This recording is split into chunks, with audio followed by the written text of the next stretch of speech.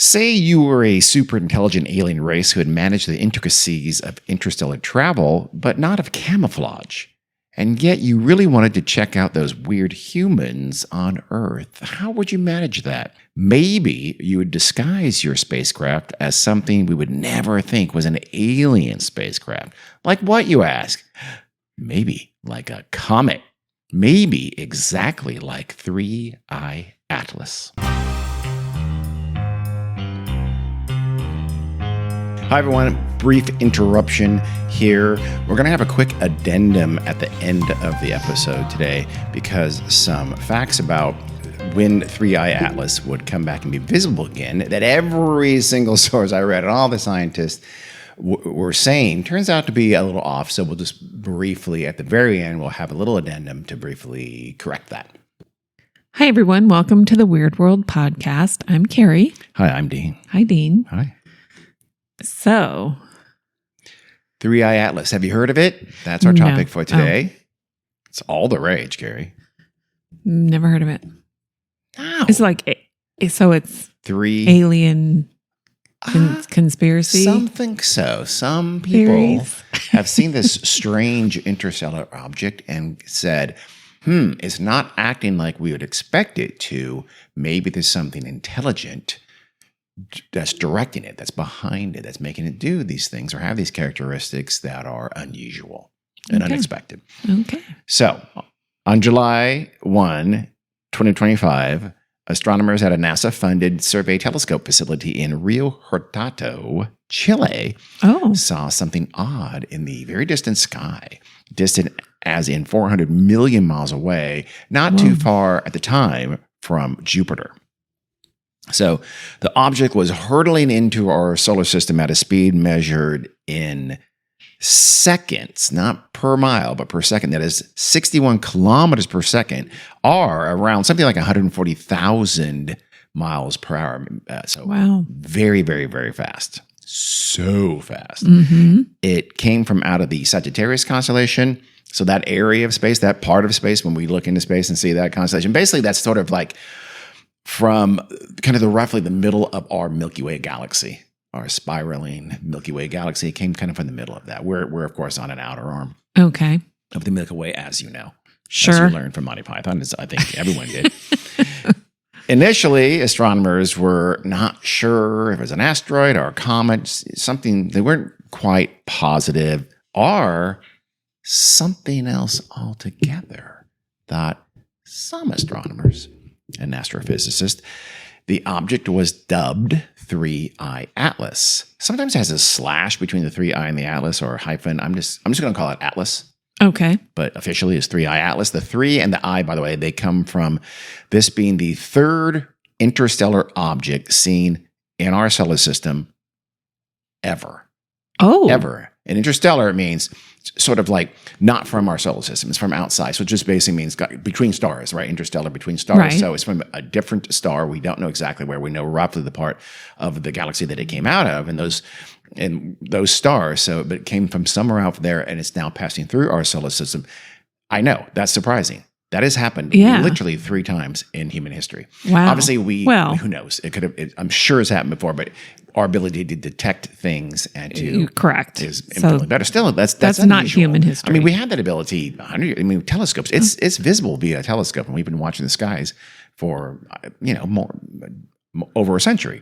And okay, this is the third one. Okay, in a century, not in but human that's 3 history. in 8 years, because the first one was December 2017. Wow, and that was and this is where we need Jack to be here. Jack can't be here tonight, but it's the Oumuamua.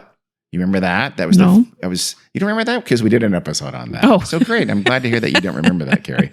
That's always good. Carrie doesn't always pay attention. I don't have that much space in my brain. You know that. Okay. Things gotta go other things can stay. Should I be more worried about that than you seem to be, or no? No. Okay. I'm going to find it right now. Hold on. The Oumuamua episode was a weird bit way back in April of 2023. It was We're Big 53. Way back about 2.5 years ago. And Carrie does no recollection of it whatsoever. That was, and that was it's going to sound, well, maybe it won't to you, Carrie, because it's a black hole in your memory, but it was for similar reasons, and similar people were saying this thing is doing something weird. It's shaped weird. It seems to be accelerating weird. Maybe there's something there like it's a spacecraft. Turns out it was for sure a comet. It was just a very kind of elongated, strangely shaped comet, but a comet nonetheless. So back then in 2017, Harvard astronomer Avi Loeb thought that it could be Oumuamua. I'm going to mess it up. Thought that, it could be some kind of extraterrestrial craft because it was a bit weird. It was like I said, it was a kind of an elongated, weird shape. It had no coma or tail, which a comet would normally have, and it seemed to show some fluctuations in its acceleration. Ultimately, these proved explainable. The acceleration is caused by different types of outgassing, which comets do as they approach the sun. They outgas, and the coma, or the lack of a coma, was due to it being just, I can't remember, but it turns out to be explainable. Again, I'm going to just say something general here. I'm not an astrophysicist, you may not realize. Really? I'm also not an astronomer. I'm trying to be as accurate as I possibly can. And did a lot of research, but I'm not going to know a lot of details. So please ask questions. I won't likely have an answer to them. And then the second one was seen in 2019, and it was called 2I Borisov.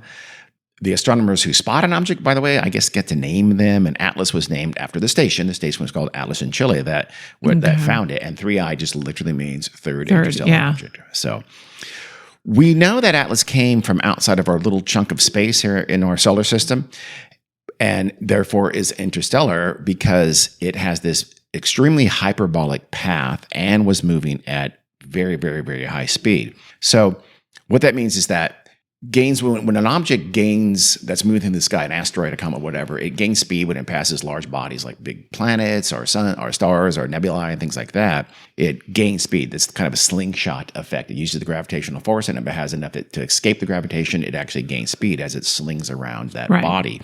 So it was going so fast, we knew it had to be from outside. It couldn't have garnered that from just the bodies. When they first spotted it, it was near Jupiter. It could have passed Saturn, I guess, but otherwise just or Neptune or Uranus, but it just wasn't, going fast enough to be, or it was going way too fast to be explained by gaining that speed from the bodies in our solar system. Right. It hadn't even got close to the sun yet. Okay. So that's why they know it came from outside of our solar system. And the hyperbolic path describes an object that is not following the kind of, sort of semicircular or elliptical kind of orbit that most bodies, like planets, all orbit around the sun. It's doing a very, very different path that way. So again, they knew it was this, it's going to basically pass through our solar system. We'll never see it again in all likelihood. Unlike comets, which are in our solar system. Like Halley's Comet, we see every 76 years. We know exactly where it goes. It stays in our solar system. Right. That's, I said, three things.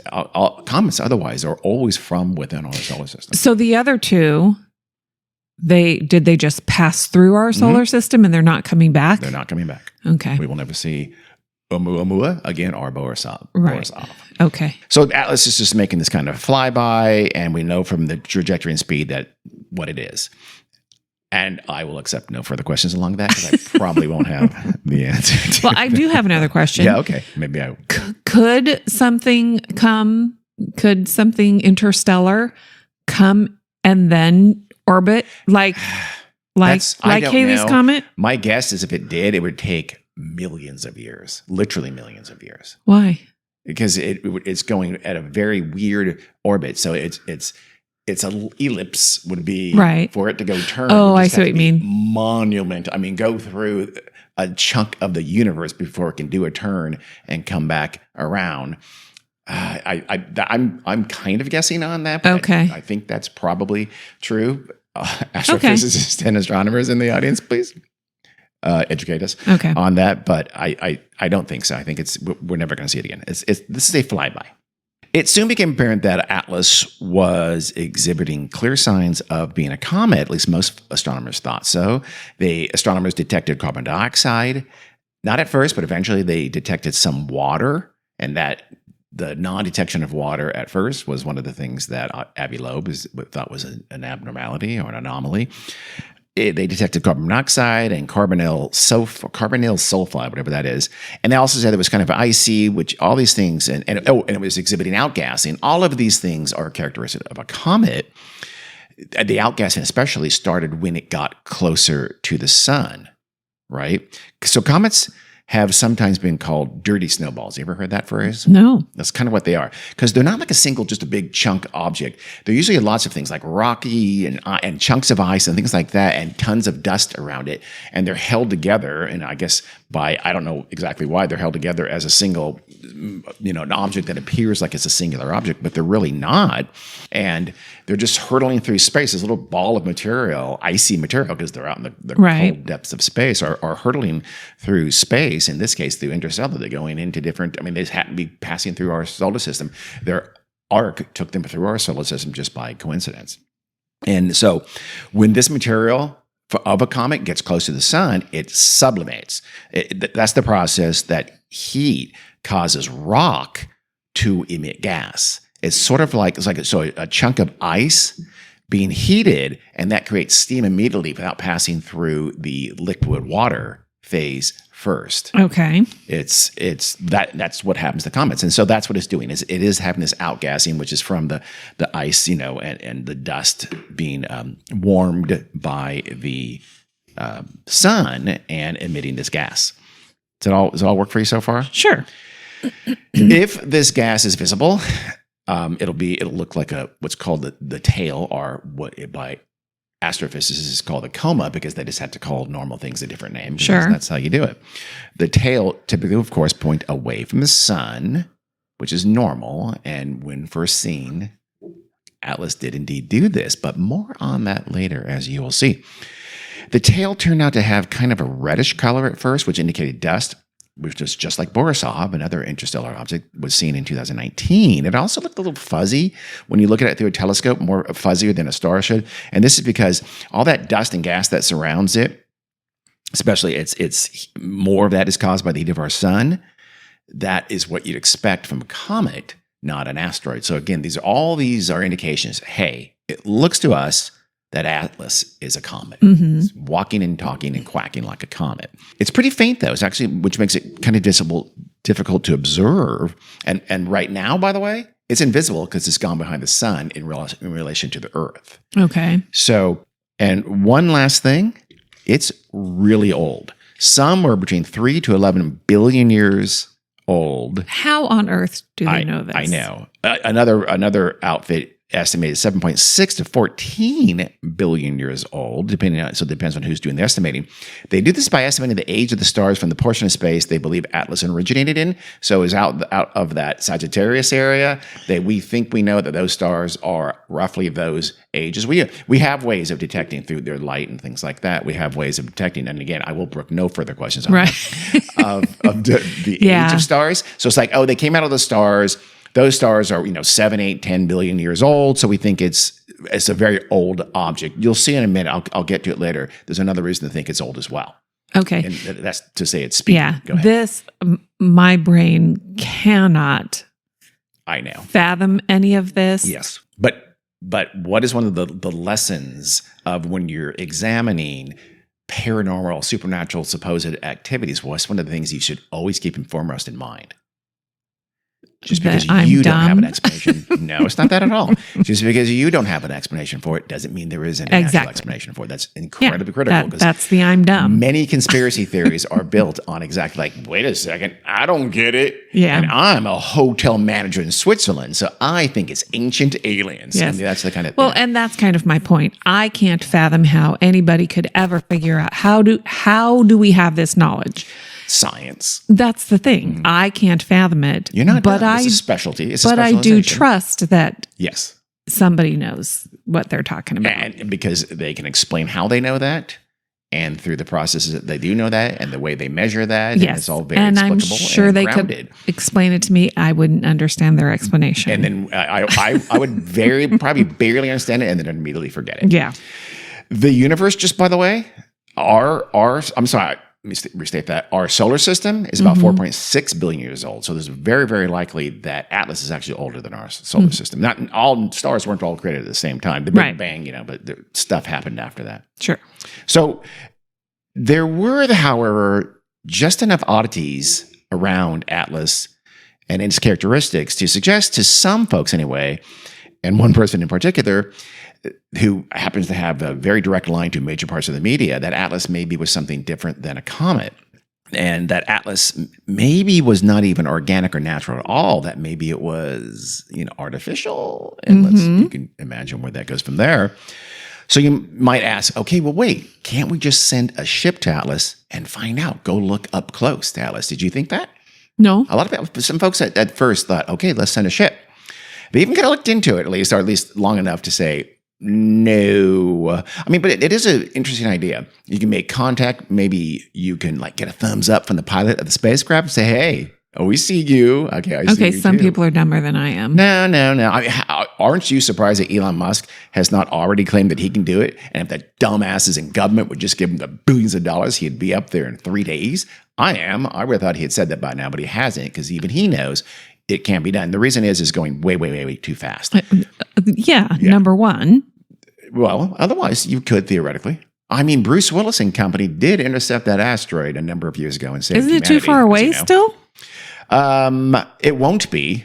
It'll pass within about 1.4 astronomical units, which is the distance from an astronomical unit is the distance from the Earth to the Sun, or about 93 million miles. So what is that? About 130 million miles. That's not that far. We can do it. It'll take a while. If we went really super, super, super, super fast, which we can't. So no, we can't do it. Exactly. I think it was the ESA, the European Space Agency, calculated it, or someone did, and said even by the time it was seen on July 1st, it was already too late. So, it's coming toward us, and it's right. And so the idea, and it still is, it hasn't reached its closest point to it. It will not do that until December 19th. But, so could you intercept it? Could you, go out in front of it and catch it? You know what I mean? As it comes towards you, can you go, and it's going to pass you and then go past you? Can you go past where you already are? But it was too late because of the speed to get there would be about 24 kilometers per second, which is about 54,000 miles per hour. Mm-hmm. We can't do that. We have nothing that can go anywhere near that. Yeah. Other question. So It's coming toward us. Mm-hmm. And you said it's going to be at its closest point on December 19th? Indeed. And then it's going to turn and go away from us? It's going to keep going. It's going to go right past us. Oh, okay. Again, it's just coming, think of it just as a flyby through our solar system. And we know exactly, because it can only go in a straight line? It's not going in a perfectly straight line, but we know you can track, from what it's done so far, you can track and extrapolate what it's going to do. Its arc or whatever they call it. So it's not going to hit us. It's not going to hit us. So that was initially, that was a concern. And right away, astronomers said, wait, hold on, let's do some quick calculations. It took them no time at all to say, no, it's not going to hit us. It's not even going to come that close to us. Okay. And, we always say in astronomical terms, it's coming pretty damn close to us. We can see it. That's pretty damn close. Yeah. And it is. But, is it a dangerous not coming? In that sense, it's coming nowhere near. So again, it won't be any closer than whatever it is, 130 million miles. That's pretty far. Yeah. In my mind. Okay. In space, that's like nothing. Yeah. It's a whisper. A whisper? I don't know. So it reached its closest point to the sun, also about 1.4 AUs, on October 30th, as we record this just a couple of days ago. And it did that as it was cruising through the Martian orbit, or sort of the nearby near Mars. And then, as I mentioned, just after that, it disappeared behind the sun in relation to the Earth, which renders it invisible to Earth-bound telescopes. There are some space telescopes that might be able to see it. We'll talk about that in a minute.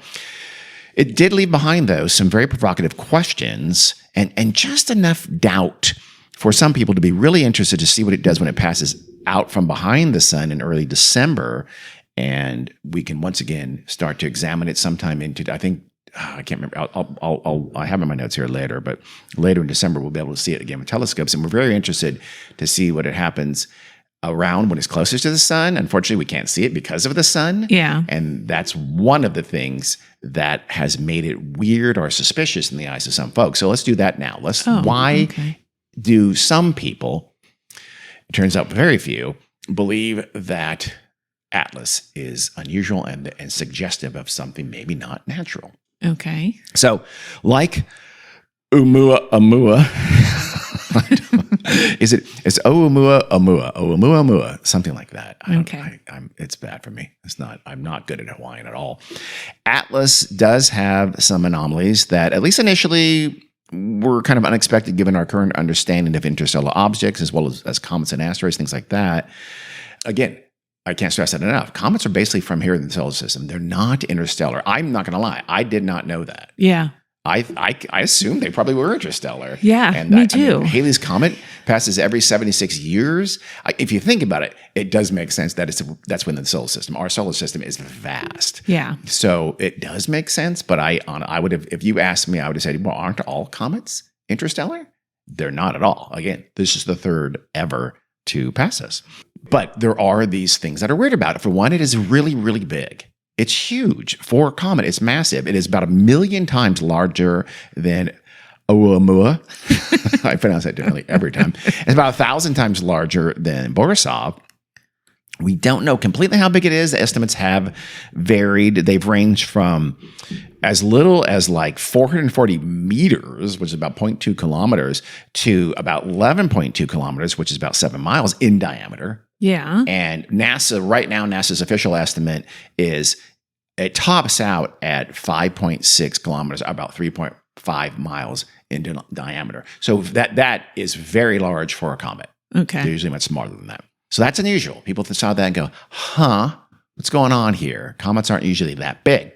Atlas also is moving faster than we would think, and faster than comets do. Indeed, quite a bit faster than those two previous interstellar objects, which, again, we were shown to be comets. It is, in fact, the fastest thing we have ever clocked cruising through our solar system in the history of science that can measure those things. So the fastest thing we've ever seen is the Atlas. Also, so some people look at that and go, why would that be? Is that really a comet then? The composition of Atlas is also a little different than you might expect from a comet, and is a little different from the two past interstellar objects. I guess it has a lot more nickel and has a proportionally more nickel than iron than you would expect. How do they know this? Other comets. We've studied the composition of other comets. No. How do they know the composition of Oumuamua and Borisov? Because we studied those composition when those passed through as well. Oh, so through science. No. Are you talking about how do they know what what it's made of? Are you talking about the current one? Yes, I'm sorry, Atlas. That's what I'm saying. Yes. How do they know the composition of Atlas? We've measured it, and since we started detecting, we're able to measure those things of Atlas. Again, I will brook no further questions. I don't know, is what you're trying to make me say. They can measure. Yes, they the all the nickel time. In. I know. It's weird, huh? It's like from the outgassing. Don't get it. It's just certain sciencey things.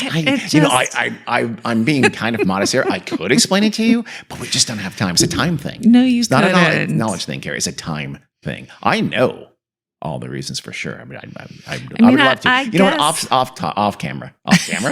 When we're not recording, I'll explain it to you. Don't worry. I guess if they say they know, I have to take them at their word. Okay. But it doesn't make sense to me that this is going to break Carrie's brain, and she's going to be. It is. Conspiracy theorist. It's not going to break my brain because once we're done, it'll be out of my brain. It won't matter Thanks, anymore. I guess. So anyway, it's different. It's got more nickel than iron than expect. It's got more nickel than cyanide. The ratio of that is high compared to comets. Yes, comets have cyanide. That sounds like a good thing. Why is that? I don't know. Are you going to eat it? I don't think so. Its tail is not nearly as watery. That's why they didn't get tail. You mean it's coma? It's coma. You're right. Yeah. My bad. It's coma. If you're going to name something that already has a name, at least give it a name that's not something else. A coma is when someone can't wake up, not the tail of a comet. Goddamn you, science. Well, it's not a dog either. Why should a tail? A tail is more descriptive of not just a dog, Carrie. A tail is descriptive. A coma is descriptive of something very not what they're describing. I'm angry. I deserve to be. We could call it a train, like the train of a dress. I'd be okay with that as well, but not a coma. Anyway, the tail. We should call it like a sparkle skirt. Okay. Is the rest of the show going to be workshopping names for comet tails? Yes. Okay. So it doesn't have as much water as you'd think. It's only about 4% is water, and usually it's about half of the tail of a comet. The coma of a comet is water, which is unusual. Yeah. It also scatters light in a way different from other past comets that we have studied. That is, it shows something they call extreme polarization, and comets rarely do that. They scatter light in a different way. Again, I can tell you the details of how that's true and explain the prism and the whole light, the spectrum, and all that. Can I ask you a question? Very easily, but I won't. Yeah. Then maybe you can answer. Maybe. If it has all these differences. Mm-hmm. Oh, I'm not done. There's more differences. I'm sure there are. Mm-hmm. But if it has all these differences, then why are they positive they've categorized it correctly as a comet? We'll talk about that. Okay. In some detail. Okay. So Atlas has also accelerated in a way that maybe to some folks doesn't seem to jibe with normal expected gravitational acceleration that's attributable to normal, again, when these comets pass large bodies, they have this gravitational and it alters their acceleration and their speed. Right. And some folks think they've detected some weirdness in that, some fluctuations. That this is exactly, by the way, was one of the things that was seemingly strange to some people of Oumuamua. When you say some folks, do you mean like... I mean like two. Very, very, very, very few astronomers are seeing these things. Mainly one person. Okay. We'll get to that again in depth here in a minute. So... Because I would think that the number of people that have the technology to actually see this are few? Well, these are public. The knowledge is dispensed publicly. So any astronomer or somebody who thinks they are can certainly, an amateur astronomer, for instance, can certainly assess the data and come to their own decisions. And that's effectively what's going on here. Oh, okay. Okay. One of those persons is TV physicist Michio Kaku. You would recognize him. He's been on a zillion shows. He's even been the host of some shows like on Discovery. Like, he's a very respected physicist. But he has, in recent years, he's become pretty much kind of a UFO enthusiast. And I know that pisses people off when I say that. I'm not saying that any UFO enthusiast who examines extraterrestrial phenomena is therefore suspect. I don't mean that at all. But it does indicate to some extent what your preconceived notions, by way of course, the argument is, well, astronomers do the same thing. They presume it's not. For the most part, no, they're following the science. They didn't declare it a comet until they had processed the data and then said, this looks very much like a comet, even though we have some things that are kind of unusual for a comet. Michio Kaku went on a show called, he went on a cable news station, Newsmax, which is a very, very highly conservative cable news station. Yeah. Michio Kaku went on Newsmax and said that Atlas seemed to show increased energy as it neared the sun, which he said could be interpreted as intelligence. He said that if Atlas shows increased energy as it flies by the sun, which is kind of in the process of doing now, he says, quote, that means there's extraterrestrial intelligence involved. We'll get to I'll take these things one at a time later. Okay. But your first, at least the look on your face, listeners, is not misdirected. You know the look on our listeners' face. Look at your face was, what the fuck?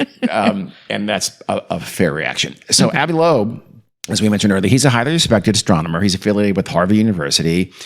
Again, in recent years, he's become a outspoken enthusiast for UFO phenomena. In fact, he has seen extraterrestrial impacts or indications where he's just been wrong. He's completely wrong about Oumuamua. He's completely wrong in 2014 about this. It was like the M1 asteroid or something like that. And he said, I've found evidence that it's like these are extraterrestrial minerals and metals and things like that on the seafloor. And other scientists said, you're just absolutely embarrassingly wrong. Okay. So he's become a little problematic in the sense of he's a really respected scientist at an incredibly, a flagship American university who is saying some things that just aren't supported. But he has been the main person who has been arguing that these anomalies indicate that Atlas may be something extraterrestrial. And it's kind of essentially a spaceship of some sort. And it belongs within the realm of UFO phenomena. Mm-hmm. He's making some of the same arguments about Atlas again as he did about Oumuamua. I see it spelled and I can try to pronounce it. Oumuamua in 2017. Though again, he thought that was the elongated shape of that comet was weird, but he also thought the acceleration was strange, that it was doing this. It's science like, hey, it seems to be slowing and speeding in a way that I argue isn't entirely due to the gravitational forces at work on it. Does that make sense? Mm-hmm. Okay. He made these claims about Atlas anomalies very soon after Atlas was first detected.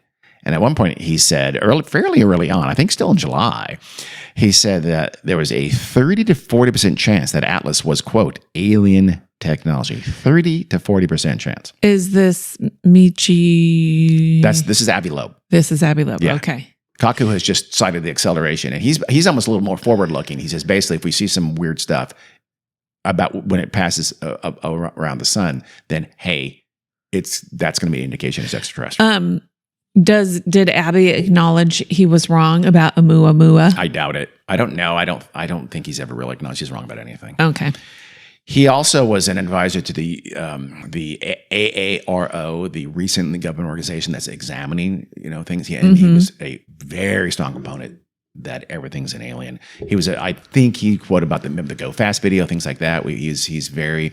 I mean, let's be honest. He's very credulous. It seems like the first thing he jumps on, anything that seems anomalous, he jumps on. It's a UFO.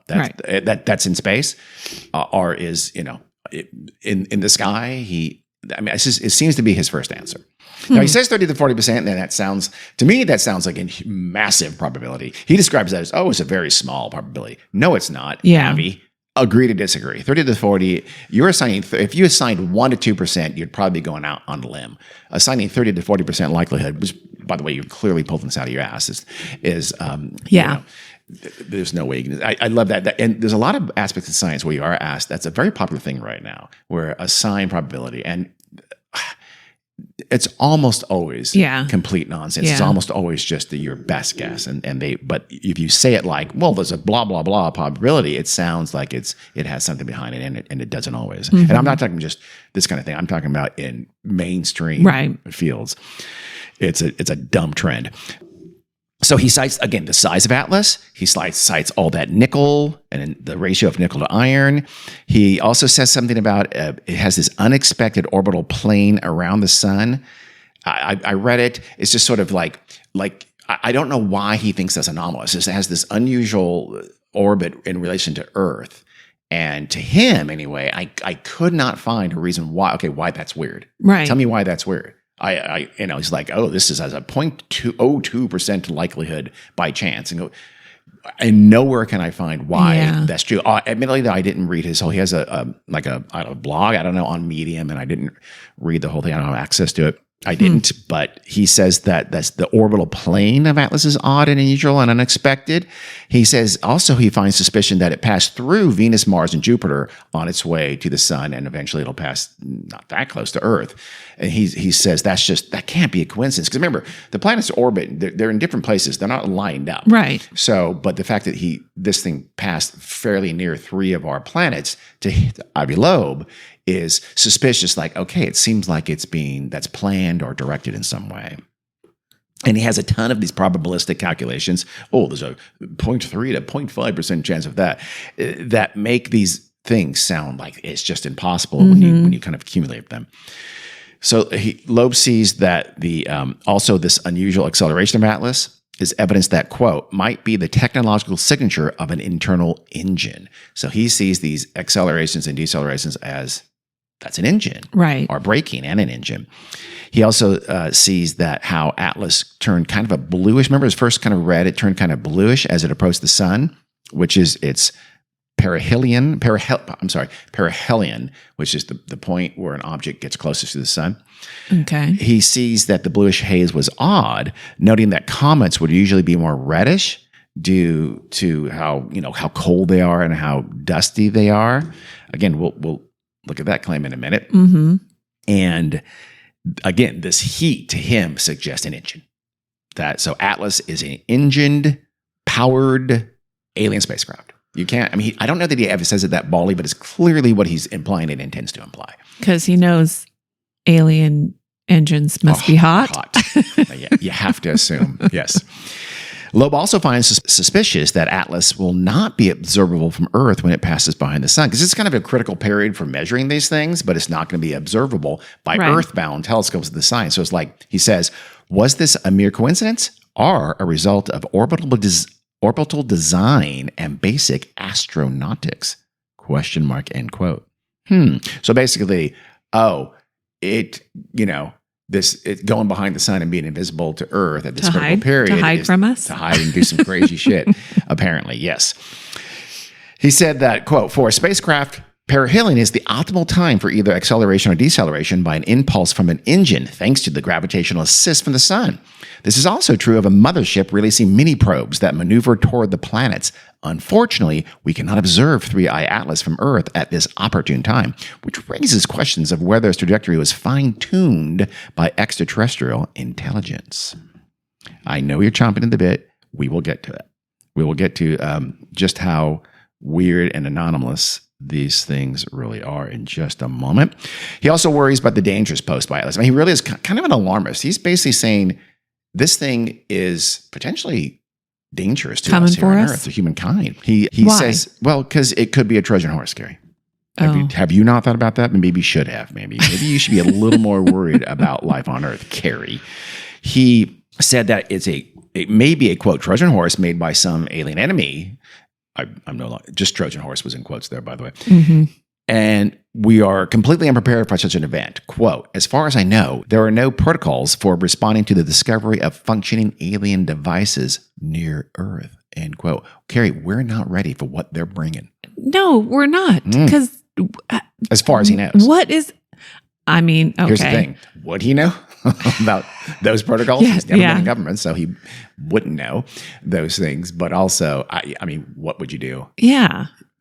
What would we do? Yeah, I don't know. But he is sounding the alarm that maybe we should think about this.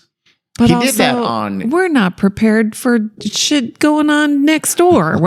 I mean, or... You're out of gas on things we're not prepared for. But I'm just not going to get political. Okay. But, we can't take care of ourselves. No, we could have had some from decades ago, let's say, that here's the protocol. Here's what you do if an alien spaceship is on its way. We may have that.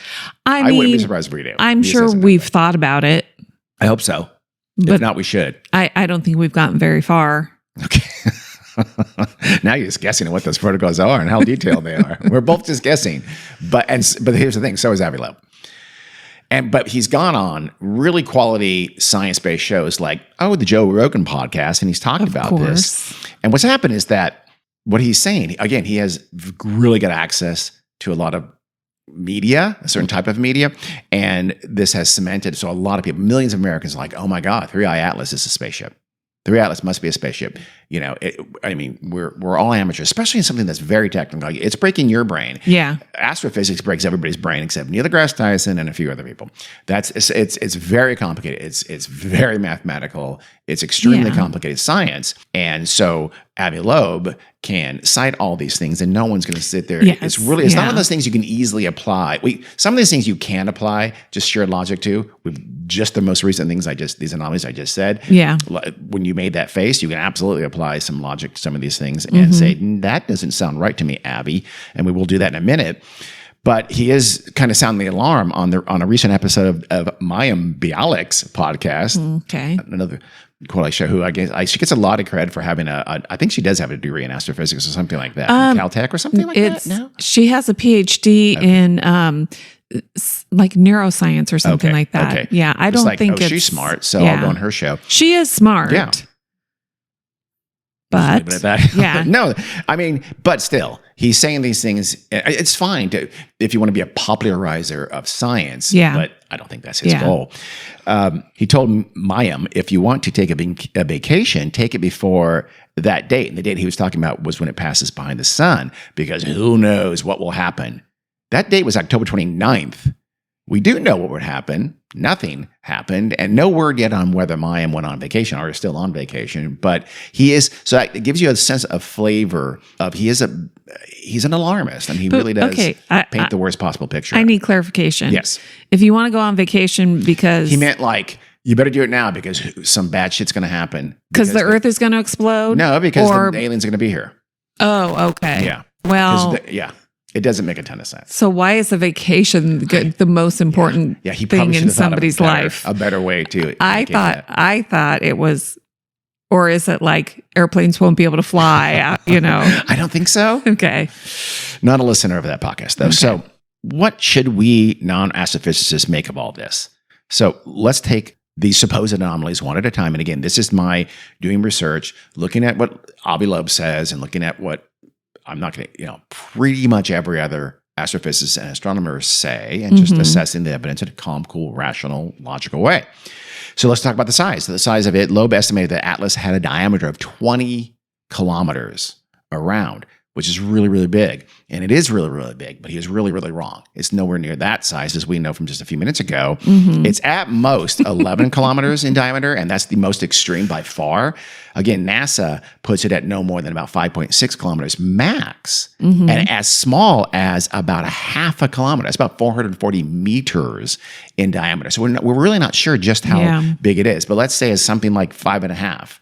The maximum size, that's nowhere near 20. And a lot of what he said, it's still very big for a comet, but it's not, he does tend to do this kind of exaggeration. Avi Loeb does. And I'm not trying to attack Avi Loeb, and I'm certainly not trying to attack like being open-minded about extraterrestrials and things like that. I'm assessing how he is looking at the science and how is he expressing it, and how when he expresses it, he tends to go to extremes and he tends to ignore a lot of the rest of the science in order to say what clearly is an agenda for him. It's infantile to pretend that he doesn't have an agenda. He clearly does.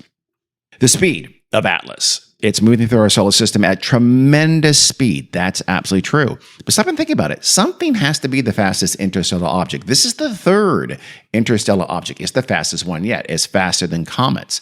But who knows? Maybe the next interstellar object, the fourth ever, will be faster. But then again, even other astronomers simply say that Atlas's speed is probably just due to his age. In other words, it's more an indicator of his age than it is spacecraft.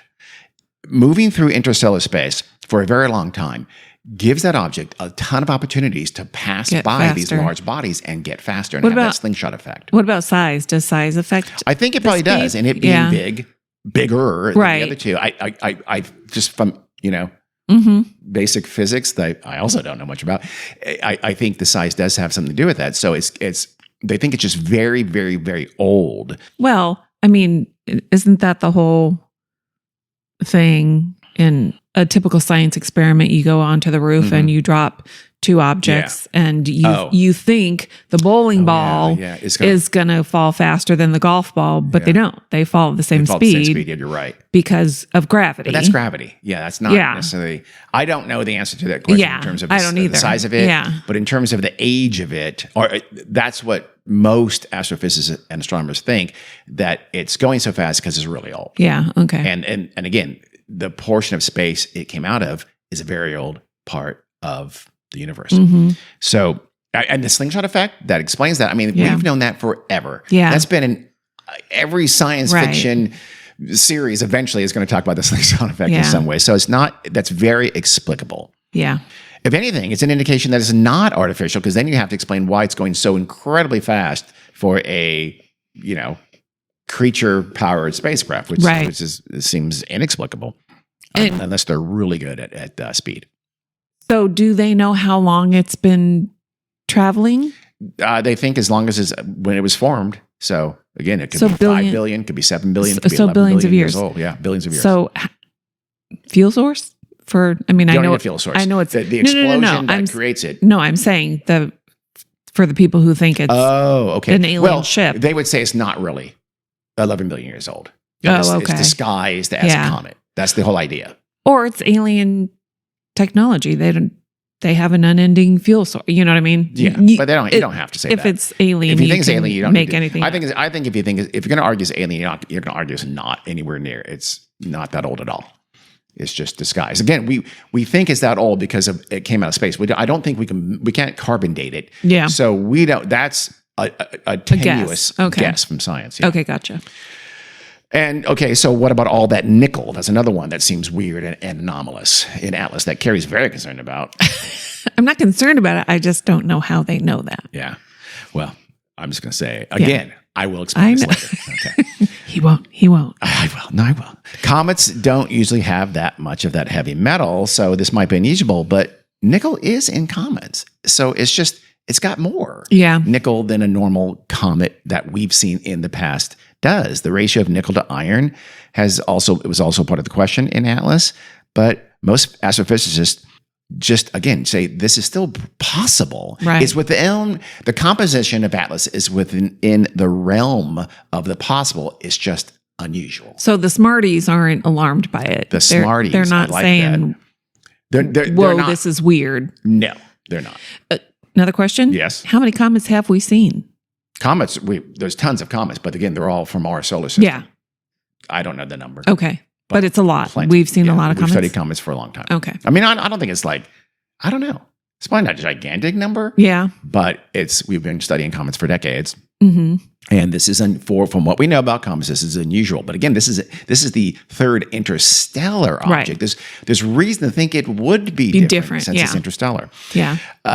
So the heat, the blue color of Atlas and the extreme heat that's been suggested by Loeb and maybe Kaku, and I don't know. There's probably somebody else. I shouldn't say it's just those guys. There may be some other people, but it's clearly a very, very, very small minority of astrophysicists and astronomers saying this.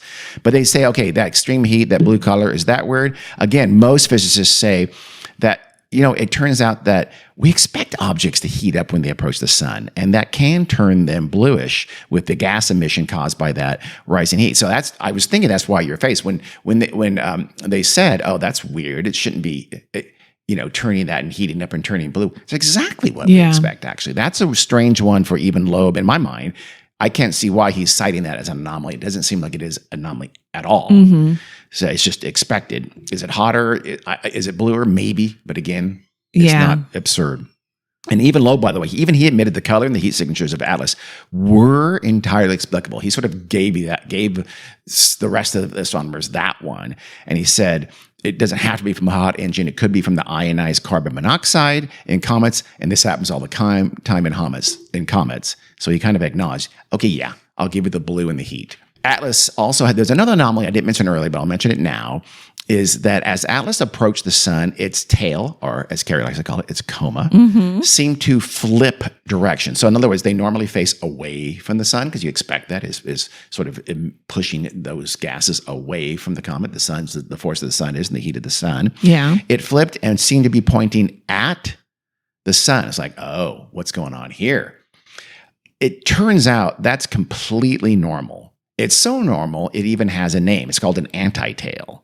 It's been seen in comets for decades. Oh. They're effectively a kind of an optical illusion. But Loeb cites this flipping the tail as a, quote, a braking thrust, unquote, by Atlas, the spacecraft. And that even though everyone else saw an entirely explainable and familiar phenomenon, Loeb said, quote, if the object is an alien spacecraft slowing down and the anti-tail is braking thrust, then this change from anti-tail to tail would be entirely expected near perihelion. So he's saying, hey, if yes, you say it's a comet that it flipped and went from a tail to an anti-tail, if it flips back again, it's going to be evidence that it's a spacecraft. Again, this is one of those things I'm not 100% sure, but of course that's exactly what you would expect. You would expect it to return to that. The only reason it has this temporary, they did explain it, and I again also could explain it here, but it was a very complicated optical illusion that's expected and has been seen many times. You would expect the anti-tail phenomenon to turn back into a tail and flip back to normal as it travels away from the sun. That would be completely explicable. But Avi Loeb, uses that as, this is something that indicates it's a spaceship. Right. Again, it's weird in my mind. Some of the things he cites, as we've gone through them one-on-one, some are explicable in that, but they also could be a comet, Abby. Some are like, you're just plain wrong, Abby. And this is one of those, and so is some of the other things. So some of the, again, well, I'm not going to say it. You can say something similar about the supposed acceleration anomalies. Those aren't, that it's gaining speed is at when it's, nearing bodies of large bodies is completely normal. So it's weird that Loeb and Michio, what's his name again? Kaku? Michio Kaku or something like that. They've cited this as evidence of alien life. It's, again, most physicists say now the acceleration and the little, fluctuations in acceleration are completely explicable to them. It's sort of so the tail and the acceleration, it's a lot like these guys saying, hey, look, yes, they could be natural, but they could also be a spaceship doing those same things. So therefore, it must be a spaceship. Yeah. I mean, you're more, that literally is how they're saying it. 2 + 2 is 75. Yeah. It's a little shocking to me that they're making those kinds of claims. It's not, I mean, if I'm totally open to it. If you should know, I mean, if it was like braking, starting, turning, and things in a way that astrophysicists are saying that doesn't make any sense, that they're denying the laws of physics. Yeah, I would absolutely. Okay, let's look into this. Let's send a spacecraft after. Let's send Bruce Willis after it and take a look at this thing. But it's doing nothing of the sort here. But also, say there is some sort of alien spacecraft that's kind of disguising itself as a comet. In my mind, it's going to behave like a comet. Yeah. You know what I mean? Yeah. It's not going to do things they wouldn't be, if they were that smart. that are going to cause us to easily detect that it's not what we think it is. I do want to talk about that in just a minute, but that's a great point. But in terms of how it's portrayed in the media, there's a lot of kind of almost a little bit of both sidisms. Like, oh, they both do it. And in reality, one side is doing it 98% of the time, the other side is doing it 2% of the time. And there's kind of like that. It's almost like, well, Avi Loeb and some others say this. Some other physicists and astronomers you've never heard of say, no, that's all nonsense. And there's a little bit of, so the portrayal to a lot of people who are believing 3i Atlas is something anomalous, they're not getting an accurate portrayal from the media because the media is really terrible at doing that. Yeah. The media it handles science worse than maybe any other topic out there, next to maybe politics. Generally speaking, though, again, most astrophysicists say it's absolutely explicable. Jason Wright, he's a professor of astronomy and astrophysics at Penn State, and he said, while it has a few peculiarities, this isn't a big surprise. Nothing that's happened, nothing that Atlas has exhibited has been that shocking to anybody. And that some people are getting a little pissed off about it, and it detracts from the real science of looking at these comets, this kind of alarmism, this kind of UFO talk. So science has pushed back a little bit. They usually don't push back very hard, though. And again, even Loeb has admitted that, some things he says could be very natural. He's admitted even more generally. He says, quote, the most likely outcome will be that 3i Atlas is a completely natural interstellar object, probably a comet, unquote. Jesus, Avi. Wow. When I read that. Yeah. I mean, he said his UFO contention, though, is, quote, an interesting exercise in its own right and is fun to explore, irrespective of its likely validity. I would argue that's incredibly irresponsible. You're not acting like a scientist at all. You're acting like an advocate. And it's just dickish. Yeah. Saying, here's something crazy, because people are going to believe you. People are going to take you at heart. You didn't say that on most of these media things. Yeah. I want to preface this. I'm almost certainly full of shit. But let's talk about this as a UFO spacecraft. You haven't said because that. It's fun. It's fun. I mean, yeah. No, it's not. It makes us dumber. No, I get that it's fun.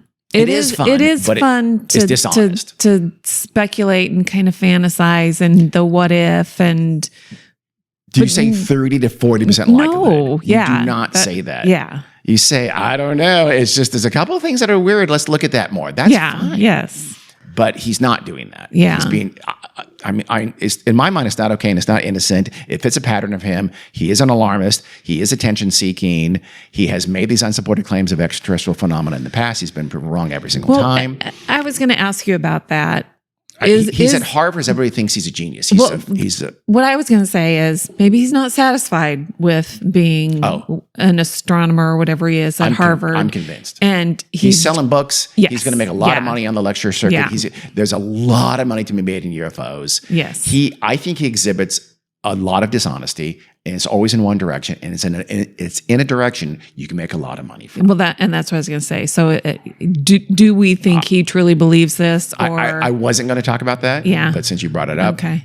I don't know if he truly believes in it. My suspicion, I have more and more as I've been studying this for most of my life, that I think I always have thought, there's a lot of honest people who are misguided, or maybe they're onto something. I more and more think it's always follow the money, especially these last 10 or 15 years. We can make a tremendous, especially the last 5 or 10 years, we can make a tremendous amount of money from this kind of thing. It's been going on actually probably 20 years, but really it gets worse and worse all the time. You can make a lot of money from bullshit. You can make a lot of money from lying in America these days and in the world these days. I think God, 99 times out of 100 follow the money. And even if you're not making a lot of money at it, it's attention and almost fame. Because look at the podcasts and the sources that he is going to. Has Joe Rogan ever had a real astrophysicist on his show? I mean, I don't know. Saying now UFOs are bullshit. But also, sure no. He's going on Joe Rogan and Mayim Bialik. Yeah. Is he going and Newsmax? Is he going on 60 Minutes, or is he going on? I'm sure he would, and I'm sure I think more and more they will put him on the air too, because standards are that's a whole different topic. Yeah. Journalistic standards are they're finding a new floor. But he's every not year. right. He's not. I've never heard of this, and I've never heard it's gotten a lot of it's gotten a lot of coverage. It's out there. Trust me. It's a lot of us on YouTube, but it's out there. Yeah. You're living in a world where your source of news is the same source of news as most people who are younger than you. They are getting their source of news from TikTok and YouTube, and it's out there. One of the reasons I think this really kind of pissed me off when I found this out. He has blamed he's acting as if NASA is withholding information from the public, and therefore it's a conspiracy. Therefore they know more. Therefore it's a spaceship. He says, quote, "The politics of the day should not sabotage science. They have the data. They should share it with scientists." He said on News Nation, which is a ultra right-wing news station, which has now completely become, they've found huge rating success in covering UFOs, credulously covering UFOs, and this is part of that. What I'm talking about was this spacecraft that's orbiting Mars is taking pictures all the time, right? Mm-hmm. And it took a picture of Atlas on October 2nd. And Loeb is saying, and then NASA, and weeks later, now he's saying NASA hasn't released that. They're refusing to release those pictures taken on October 2nd. Therefore, he's basically saying it's some kind of a conspiracy. They're hiding the truth from us. Aren't you? I'm angry about that. You should be too. Do you notice what's wrong with, and he's doing it on a station that's very anti-government, and very anti-science. Do you know what's wrong with that October 2nd picture that Mars orbiting facility took? No. Because October 1st was what? The government shutdown. NASA has been completely defunded and is doing virtually nothing. Like all part, the government is doing what? TSA and air traffic controllers. Yeah. NASA right now, I looked it up, is doing the life support systems for like the astronauts helping out with the ISS, the International the Space Station. Mm-hmm. It's completely shut down. They're not processing film and releasing film and having a press release. You shithead, Avi, and you know that. And he knew that when he said that. That makes me challenge his veracity, his honesty, and therefore I think his credibility. My philosophy has always been, when someone lies to me, I'm going to stop believing anything they say ever, and everyone else should do that. Yeah, all the time. We would be so much smarter and so much better informed and so much less misinformed if we were to practice that. If you assess the source, Avi Loeb has made himself into a very uncredible source of truth. Yeah. So I am going to stop. That's his fault. That's on him. And so, and another thing we should always do when assessing conspiracy theories, like Atlas is a spaceship, is ask yourself, is logical? You did that a minute ago. Would a spaceship do? What would you say a minute ago? Would a spaceship do? Disguise itself poorly. If it's trying to disguise itself, it's going to behave just like a comet. Exactly. It's doing a very shitty job of disguise. Have the right amount of nickel, have the right amount of water, whatever. You don't do all these things that are seemingly anomalous of an actual comet if you're trying to disguise yourself as a comet. And that's basically his contention. If that's true, these are the worst interstellar travelers since Plan 9 from Outer Space. One of the best movies ever made in the history of science fiction. I mean, that's not 100%. No. Foolproof, because that's the whole No, would it hide itself behind the sun for just a little while, but otherwise be visible for the rest of the time? It's in our solar system. Would it be visible at all? They'd have camouflage, wouldn't they? They'd have cloaking. They'd have a cloaking device for sure. Maybe. Come on. Really, they can do interstellar travel, but they can't do a cloaking device if they want to disguise themselves. A comet? Yeah. No, hide yourself completely, bro. So there's just it's not acting like what Avi Loeb says it might be. Yeah. And besides, they have spies here on Earth already. They have other way. Honestly, is this the best way to gather information on Earth? What is the point? Is it an invading force? Is it an invasion force here to? That's how you're going to do it? Yeah. If you have the technology to come here, you have the technology to kick our ass without having to disguise most of your trip here. That's just it's dumb, and then be very, very bad at it. Here's my assumption: any race of intelligent beings that have the capability to do that, I'm going to assume they're going to be good. Oh, I like that even better.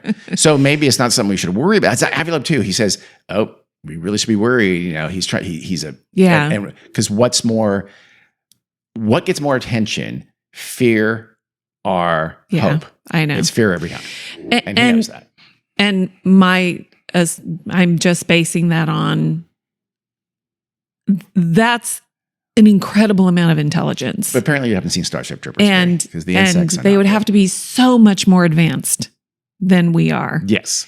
So in my hopeful view, which I don't have a lot of hopeful views these days, is that they're beyond war and they're beyond conquering other and well, you have they don't need that, right? Because as a science fiction fan, I know that's not true. You're talking about science fiction, but I'm talking about science fact. Oh, good one, Carrie. You know what? Touche, Carrie. I just think highly, I hope so. They would be more evolved. In which case, I'm rooting for them. Yeah, me too. Atlas, they can save our ass, that's what I was going to say. Maybe they're coming to save us. We heard about what's going on here. This is bullshit. We finally decided to come and help. That'd be phenomenal. So Atlas, remember, is the third interstellar object. As I kind of mentioned earlier, we would expect it to be different. We will learn from these. That's what a lot of astrophysicists are saying, yeah, no, this is great. This gives us more knowledge about these things. It is different. We should expect it to be different. And that was another question I had. Like, isn't there some variation in there absolutely comet is. Composition and especially for a comet from far, far, far away. So very, very far away, which is extremely rare. Yeah. So I hate, I don't try to shit on everybody's viewpoint, and I would love for UFOs to be a real thing. I'm still open-minded about there being a real thing. I think there's a couple of interesting events in the past that are suggestive, but I don't like being lied to, and I don't want to believe so badly that I'm going to believe things that aren't true. Right. That's all. So when I assess 3i Atlas, I'm going to assess it with an open mind, and that open mind has followed the science to show that it's very, very much, with virtual complete certainty, it is a comet. Yeah. It's an interstellar comet, and it should be interesting in its own right. Scientists always say that. Well, there's so much that's fascinating enough. Most people aren't fascinated by it. Astrophysics, astrophysicist. Let me just explain that to you. So, no, yes, scientists could do a way, way, way better job of popularizing science. People like Avilab hurt that because they popularized science through being very anti-scientific and unscientific. But we're not there in a place in our world where people are going to be more interested in this being a UFO than they are in this being a weird comet. Yeah. It's as simple as that. Well, another thing that's happening these days that I think is going to make it more difficult is if I saw amazing pictures or I'm not going to believe them. Yeah. That's AI. That's not real. You're going to have that alien be on the White House steps saying hi to us in the language that we can understand. And even then, I'm going to say, that's a pretty good suit. Pretty good. Sure. You look like a gray, but your eyes aren't quite big enough. if it's not happening in front of me and I see it on a video or something, I'm not going to believe it. And we should. And we should. We should be much, much more skeptical now than we have been. I think we're going the other way. So what's next for Atlas? It's currently behind the sun, as I mentioned. In early December, it'll start to move away from the sun. It still won't be completely visible, though, because it'll still be impacted by the sun's heat and the sun's just the visual, not be able to see it. I don't know what the word is for that. By December 19th, the Northern Hemisphere telescopes in the Northern Hemisphere will be able to see it very clearly at that point, and it's going to remain observable from Earth for a few months. As it speeds away, it'll gradually get fainter and fainter, but it'll be visible for months. So we'll be able to examine it for quite a bit longer. Just like amateur astronomers with the telescope in their backyard? You could see it. Before it went behind the sun, you could see it. Yeah. A really, really good telescope. Like our friend who has I wouldn't be surprised if he could see it he has a very good telescope. Maybe. I don't know how good you have to be. I don't think you have to have, I think you can barely see it with a really good amateur telescope. It's mostly being observed by either space telescopes or on Earth observatories. Right. Okay. So we will see then if Atlas does show some weird accelerations, like Kaku said, hey, look, as it passes the sun and gets away from the sun, let's see if it does some weird accelerations. If that happens, okay, eat my hat, Avi. You were right. If it invades us and they come down and they, talk to us and say Nanu, I imagine, then that would be phenomenal. Again, hopefully you're right. Yeah. But there also something called JUICE, the Jupiter Icy Moons Explorer. AKA JUICE. I love that name. It's run by the ESA, the European Space Agency. It's going to try actually in November to take a look at Atlas. Mm-hmm. But unfortunately, it takes so long to get that information back. It won't be until February we'll have observations. So, but again, we're going to be able to see it from Earth telescopes. So we'll be able to see something in the middle of December. We'll have to be a little patient, but we'll hopefully update you then. Of course, we won't really know until they blow up the White House. But these days, how would you even know then? AI. We're going to see that. Exactly. Yeah. It's too bad. But also, so if he's saying U.S. government, NASA is hiding it, is it a conspiracy with every other country and every other government? It would have to be. As usual, conspiracy theories fall apart based on the sheer girth. We're not the only ones. That's not the right word. The sheer weight of every time you have more and more people involved. Yeah, we take every astronomer. It's an observatory. Everybody would have to be lying. No, again, I don't know if he's saying that. But the fact that he went for that in a very dishonest and disingenuous way that he knew was not fair or true is why I was complaining about that. I don't know if he's relied on this being a conspiracy theory thing. It's more of a, hey, I think this might be a UFO and we should be wary about it. But why else would he bring up the fact that it helps mad that audience? It plays with that audience very well. So absolutely. That's the government's covering it up that, for sure. That's why. I'm sure of it. That's why, even though he knew for a fact he was being full of shit then when he said that. So that's our examination of the 3-eye Atlas phenomenon. If you really want to believe that's a spaceship, continue to believe that's a spaceship, you'll just be wrong. Until they blow up the White House and prove that they're invading Earth and then we're all slaves and then then I was wrong and I will mea culpa. I'll apologize for being wrong. Until they land. Yes. Or they sprinkle alien dust on us and fix all of our problems. I love it. And yeah, that'd be great. Yeah. That would be great. They'll probably start with an ambassadorship or something like that. My version is so much better. Oh, it's much better. I like yours better than mine. But the actual version is that it'll zip right by. We'll prove that it was a comet and we'll learn a little bit more about interstellar comets, which to astrophysicists is great. To the rest of us is, I don't care. Yeah. Well, okay. Well, thanks, Dean. I suppose. You seem skeptical there, but okay, thank you. No, it's very interesting. It is. I think so. I think it is too. It's just is a real good little test case of, again, why you should believe only what's true. You should question sources, and you should be pissed off when people are bullshitting you. Yeah. That's the thing that always bothers me about really, really diehard conspiracy theory types people is that you should be annoyed. Yeah. Because those people are lying to you every single day on YouTube, et cetera, et cetera. And they're making money off of their lies to you that you are believing. Yeah. I think the problem with that is a lot of people don't know. They don't know enough to know when they're being lied to. And we have a good friend who believes in this kind of stuff, and we've talked about it more than one time. And it's sort of a thing where they can't all be lying all the time. They're saying these 20 things. Some of it has to be true. They can't be lying 20 out of 20 times. They absolutely can be, and they are. Yeah. They do nothing but lie. Yeah. That's how you cash in.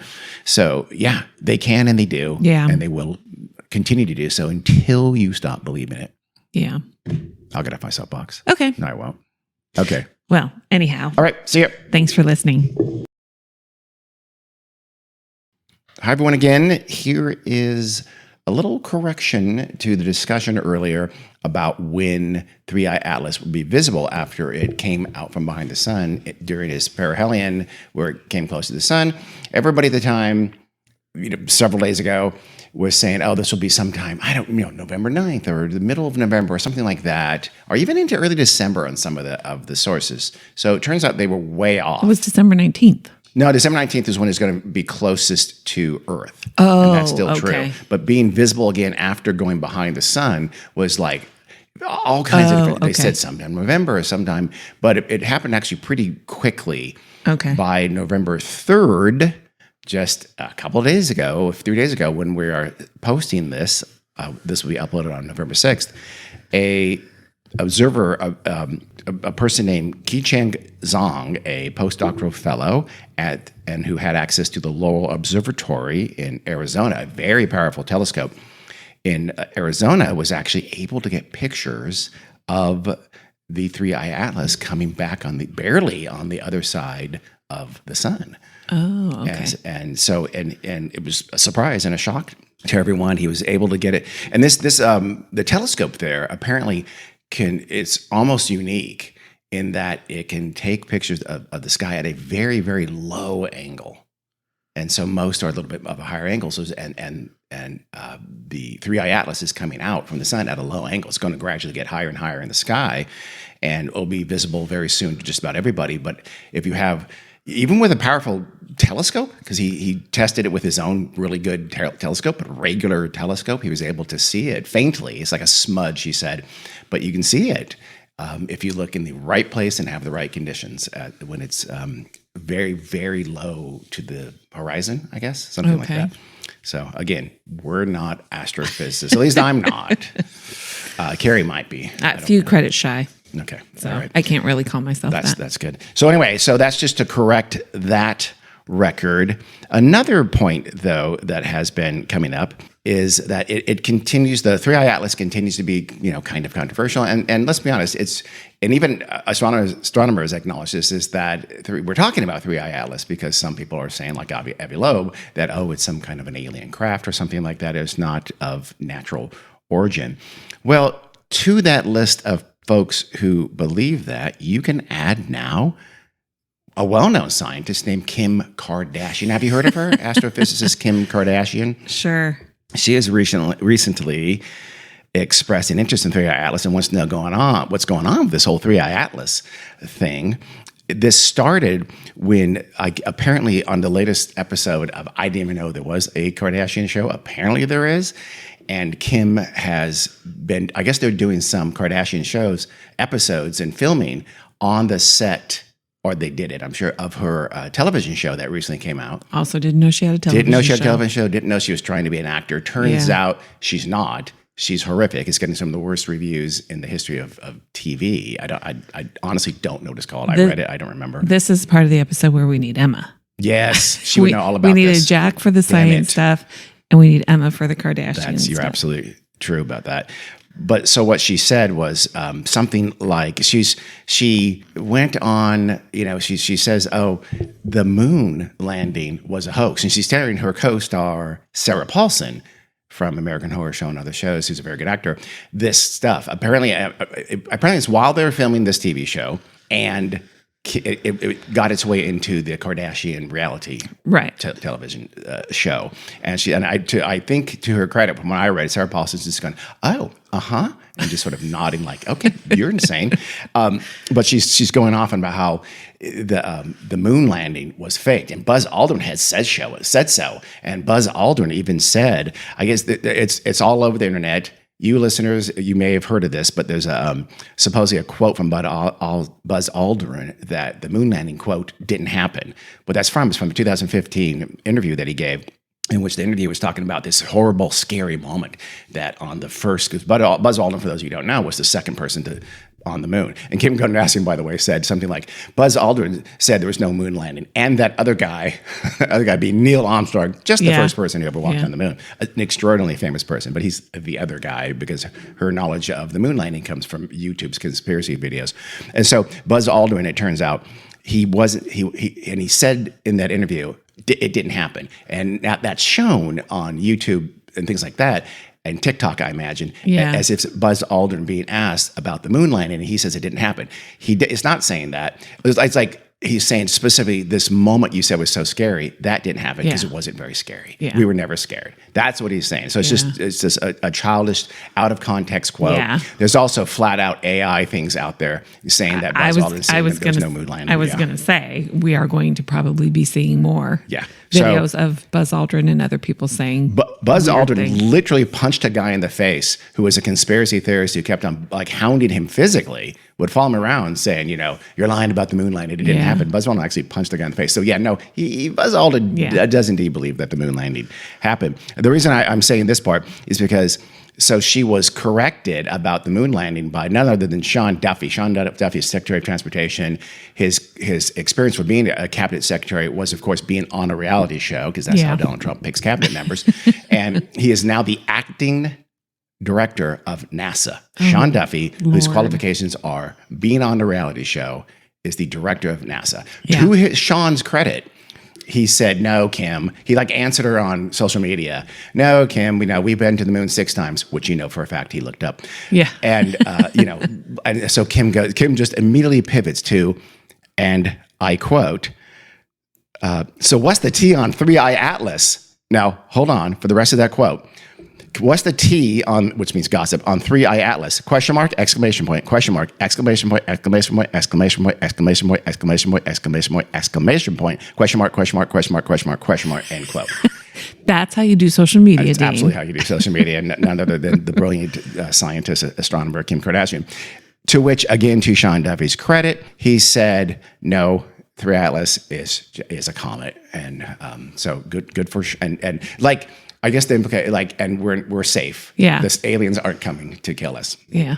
Which Avi Loeb is still trotting out. He recently, just like yesterday, said, "Oh, look at these pictures of 3i Atlas as it came back from outside of the sun, from behind the sun. Oh, look, I don't see a tail there."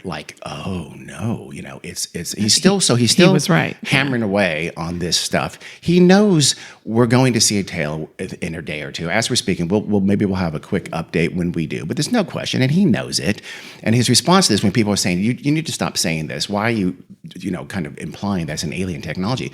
Quote, the implication of alien technology would be huge, and therefore we must take this possibility seriously, end quote. Think about the quote unquote logic behind that. Avi, what if King Charles is a lizard alien? Or what if mole men from the Hollow Earth are about to they're planning an invasion of Earth? Would that be an important thing?